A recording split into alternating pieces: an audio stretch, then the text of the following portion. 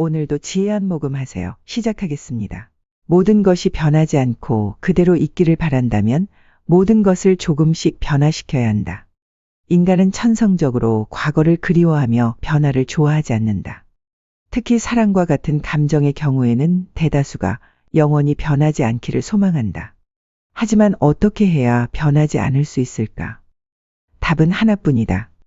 변해야만 변하지 않을 수 있다.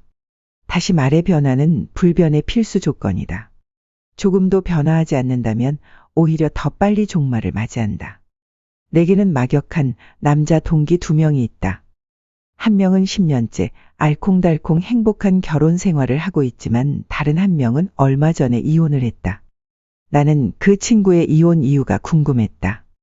그의 아내는 보기 드문 미인이었기에 궁금증이 더했다. 이유를 묻자 친구가 말했다. 예쁘면 뭐하냐? 같이 사는 게 심심하고 지루한데 처음이야 예쁘니까 좋았지. 그런데 몇 년이 지나도 전혀 변하지를 않더라고. 맨날 똑같아. 어느 정도 시간이 지나니까 더 이상 예쁘다는 생각도 안 들고 너무 단조로워 질리기만 했어. 이렇게 평생을 산다고 생각하니 끔찍하더라. 그래서 갈라섰지.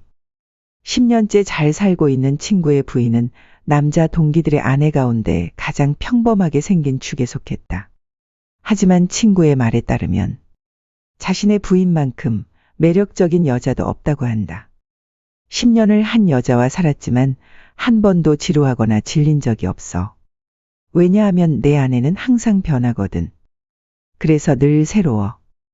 친구의 고백에서 알 수 있듯 끊임없이 변화하는 것이야말로 결혼을 가장 안정적으로 유지하는 비결이다. 만약 안정적인 관계를 유지하고 싶다면 마음은 그대로 두되 외양은 끊임없이 다양하게 변화를 줘야 한다. 인간관계, 특히 남녀관계에서 가장 경계해야 할 적은 권태감이다. 권태감에 휩쓸려 관계가 무너지지 않도록 늘 새로운 모습을 추구해야 한다.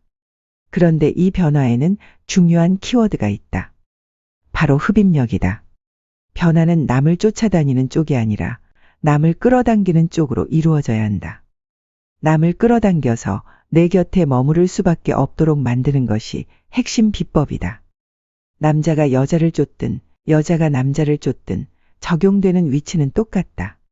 실컷 쫓아다니다가 손에 넣었다고 치자. 과연 영원히 내 것이 될 수 있을까? 그렇지 않다. 누군가를 내 곁에 영원히 머물게 하려면 무엇보다도 흡입력이 있어야 한다. 상호 끌어당기는 힘이 존재할 때 비로소 서로의 곁에 머물 수 있기 때문이다. 이 힘이 사라지면 아무리 노력해도 결국 자연스레 멀어지게 돼 있다. 사람은 누구나 변한다. 그래서 서로 간의 흡입력도 강해졌다 약해지기를 반복한다.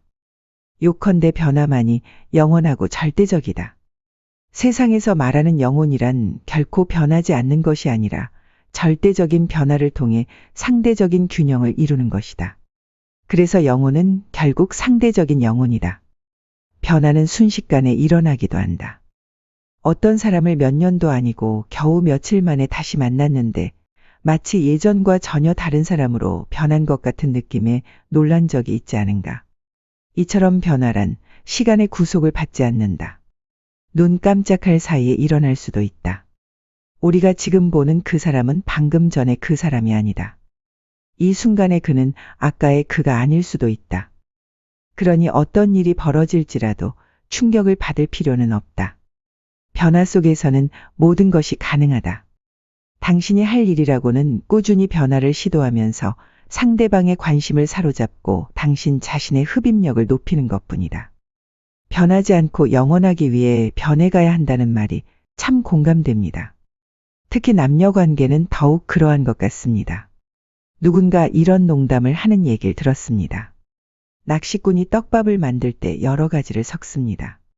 붕어는 곡류를 좋아하니 곡분에 옥수수 가루도 섞고 혹시 몰라 번데기 가루도 섞고 그것도 모자라 다른 바늘에는 지렁이도 달아 물고기를 유인합니다. 하지만 막상 잡아놓은 물고기에는 밥을 안 줍니다. 혹시 애인을, 아내를, 남편을 잡아서 가둬놓은 물고기처럼 생각하고 사는 건 아니시겠죠?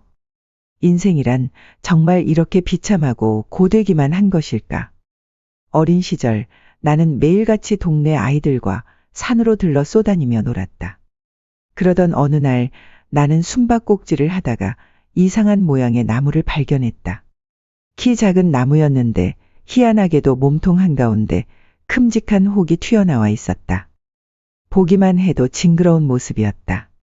나는 친구들을 불러 모았고 그중 한 친구가 작은 칼로 혹을 떼어내려고 했다. 하지만 혹이 어찌나 단단한지 아무리 힘을 줘도 칼끝조차 들어가지 않았다.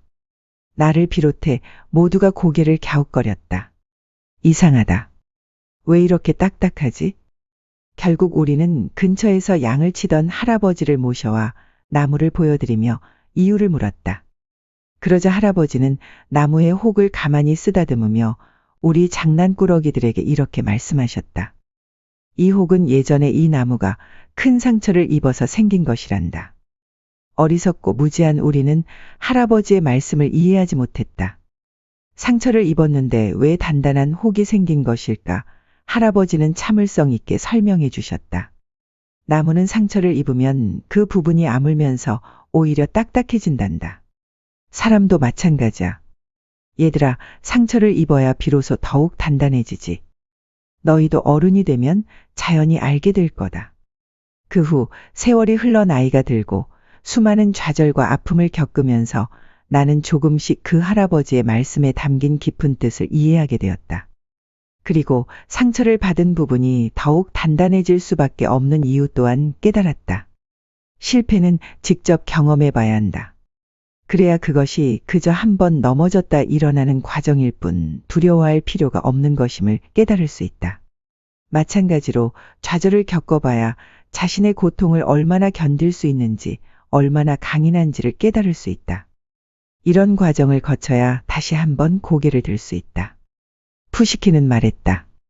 모든 것은 지나가기 마련이며 지나간 후에는 친근한 그리움만을 남겨놓는다고. 이것은 좌절이 우리에게 남겨주는 가장 좋은 선물이며 신이 베풀어주는 은혜의 보살핌이다. 사람은 밥만 먹고 살 수 없다.